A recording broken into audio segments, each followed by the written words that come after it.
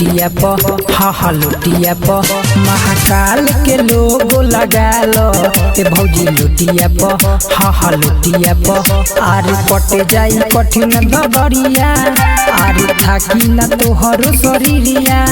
तनी ध्यान द भौजी बतिया प शिवदान के नाम लिखावालो ए भौजी लोटिया प हा लोटिया प महाकाल के लोगो लगा लो ए भौजी लोटिया प हा लोटिया प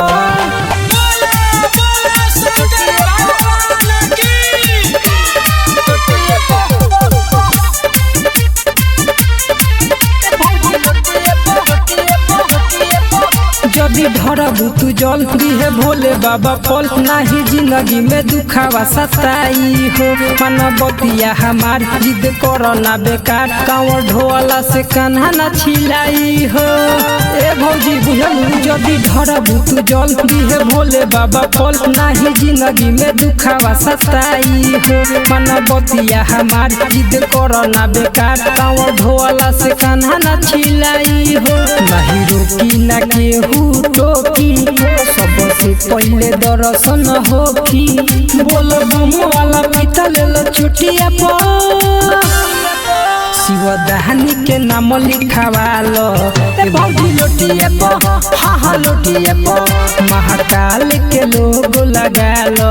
ए भौजी लोटिया प हा लोटिया प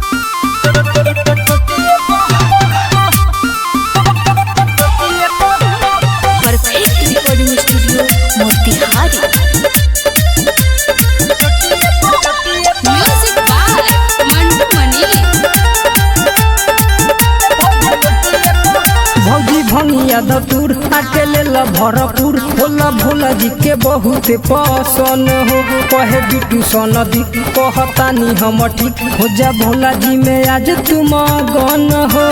सुनो भौजी भंगिया दूर अकेले भरपूर भोला भोला जी के बहुत पसंद हो कहे बिटू सनदी कहतानी हम ठीक हो जा भोला जी में आज तुम गन हो सुनो दिलीप बिहारी संगे जईबू भोले बाबा पर जलावा चढ़ाईबू खुश होई जइहे देखी तो रहनिए प शिवदानी के नाम लिखावालो ए भौजी लोटिया प हा लोटिया प महाकाल के लोगो लगा लो ए भौजी लोटिया प हा लोटिया प